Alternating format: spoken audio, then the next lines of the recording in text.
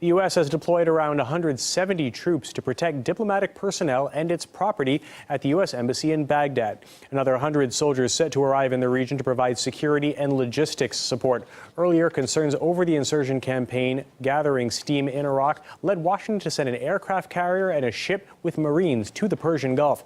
For more details, I'm joined live by RT's Anastasia Churkin in New York. So how did Washington explain this move? Well, Matt, amidst concerns to keep American boots, commitments to keep American boots off the ground in Iraq since putting an official end to the U.S. military presence in this conflict-torn country in 2011, the Obama administration has in fact announced the sending of up to 275 military troops to Iraq. This comes as the Islamist militant al-Qaeda-affiliated group ISIS increasingly spreads its wings on the ground. Now, the announced goals of these new U.S. troops are to protect U.S. embassy personnel and other American interests. This is according to a statement from Barack Obama to Congress made on Monday. This really as Washington keeps insisting that none of this would mean a new Iraq war.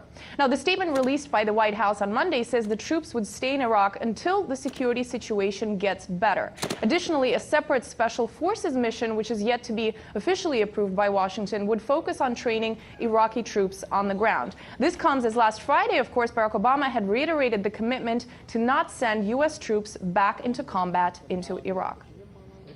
We will not be sending U.S. troops back into combat in Iraq, but I have asked my national security team to prepare a range of other options that could help support Iraq security forces.